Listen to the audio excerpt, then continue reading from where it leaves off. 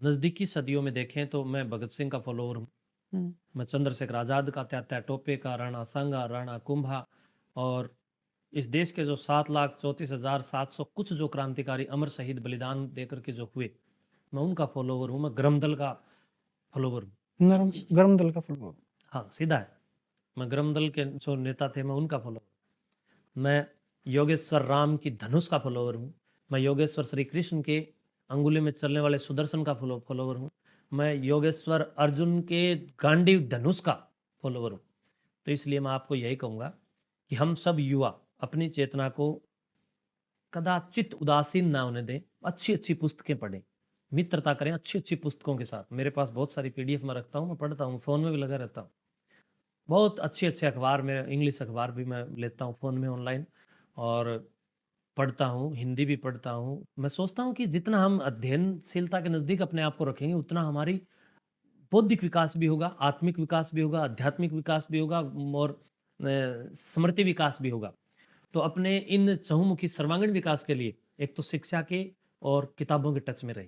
दूसरा, आप लोग यूट्यूब आदि चलाते हैं, कहीं भी पैसा लेकर के अगर किसी आदमी की आप ऐड करते हैं, वो आपसे ऐड करवाने वाला व्यक्ति आपको पैसा दे करके कोई समाज को डिमोटिवेट करने वाली या समाज को गलत दिशा में प्रेरित करने वाली कोई भी ऐड आपसे ना करवा ले, कोई अंधविश्वास आपसे ना बढ़वा ले। आपके द्वारा किए गए कार्य से समाज और इस मानव संस्कृति और इस पूरे ईश्वर के साम्राज्य रूपी प्रकृति का कोई जरा सा भी लेस मात्र, तिनका मात्र, तनिक भी नुकसान ना हो।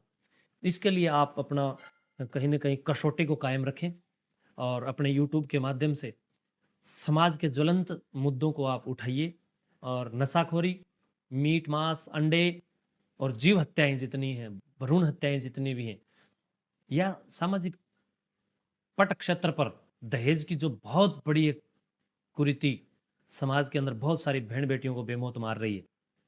ऐसी बुराइयों को समाज से उखाड़ फेंक करके बाहर निकालने के लिए आप कुछ युवाओं से आह्वान कीजिए, तो वो आपके साथ जुड़ें और मैं भी आह्वान करता हूँ कि सब युवा मैं आपका आह्वान करता हूँ, इसी तरह आप भी आह्वान करें कि ज़्यादा से ज़्यादा प्रयास करें कि हम सफल हों और सफल ही नहीं बल्कि चमक जाएँ। जब हम अनमो बिल गेट्स ने भी एक यही बात कही थी। हुँ। मैंने एक बार उसके बारे में पढ़ा कहीं, तो एक जगह उसने लिखा था कि मेरा जीवन का लक्ष्य सफल होना नहीं था, बल्कि मेरे जीवन को मुझे अनमोल बनाना ही मेरा लक्ष्य था। जब आप बेशकीमती बन जाएँगे तो सफलता तो आपके चरण चूमेगी। हुँ। तो इसलिए अपने आप को बेशकीमती बनाइए और जब हम बेशकीमती बन जाएँ और आप लोग जब शादी करो, तो भैया जिसकी बिटिया आपने पत्नी के रूप में ले ली, तो उससे बड़ा और कोई दहेज नहीं हो सकता। दहेज ना लें, दहेज के खिलाफ रहें। दहेज ने बहुत घरों को फूँक डाला और आकाश में नहीं है स्वर्गों की कोई दुनिया, बेकार के भ्रम में भटक रही है दुनिया। ये दुनिया वैसे ही भटक रही है, सब कुछ नरक और स्वर्ग यही है। इस बात की अगर पुष्टि आपको कहीं जाननी है, तो गुरु गोरक्षनाथ मंदिर गोरखपुर के द्वारा परम पूज्य आदरणीय श्रद्धेय प्रातः स्मरणीय अनंत श्री से विभूषित मेरे आदर्श और अभिभावक गुरु गोरक्षनाथ जी महाराज के साक्षात अवतार, जिन्हें मैं कहूँ तो कोई अतिशयोक्ति नहीं होगी, ऐसे पूज्यपाद महंत श्री गोरक्षपीठाधीश्वर योगी आदित्यनाथ जी महाराज के परम पूज्य प्रातः स्मरणीय और नैष्ठिक ब्रह्मचारी नाथ संप्रदाय के पुरोधा सिद्ध श्री महंत अवेद्यनाथ जी महाराज के द्वारा, जो महंत अवेद्यनाथ राष्ट्रीयता के अनन्य साधक के रूप में एक 3 भागों में, जो इतने इतने मोटे 3 भाग हैं वो, उनके अंदर जो संकलन और रिसर्च जो शोध उन्होंने दिया है, एक बार उसको अवश्य पढ़ लें। आपके कान खुल जाएंगे और आपकी आत्मा के ऊपर थोड़ा बहुत भी अज्ञान अंधकार लगा हुआ है, तो वो ये मान लीजिए महंत अवेद्यनाथ नामक शास्त्र पढ़ने से, संकलन पढ़ने से, संग्रह पढ़ने से आपका हृदय बिल्कुल साफ हो जाएगा और इतना पाक साफ हो जाएगा कि आपको प्रत्यक्ष दर्शन सुदूर राष्ट्रीयता और सनातन के होंगे। सुकराईनाथ क्या कहना चाहता है, सुकराईनाथ क्या सोचता है, क्या करना चाहता है, ये सारी चीज़ें आपको इन शास्त्रों में मिल जाएंगी जिनके मैंने नाम लिए।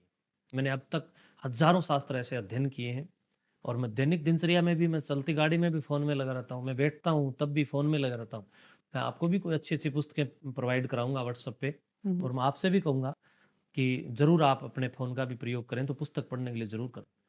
क्या आप कोई पुस्तक जो है, भेंट करना चाहोगे मुझे? मैं आपको आपके व्हाट्सएप पर एक पीडीएफ भेजूंगा। सबसे पहले आपको एक नौजवानों के लिए पुस्तक है, उस पुस्तक का नाम है सामाजिक प्राथमिक आचार शास्त्र, जो आपको सामाजिक बनाएगी।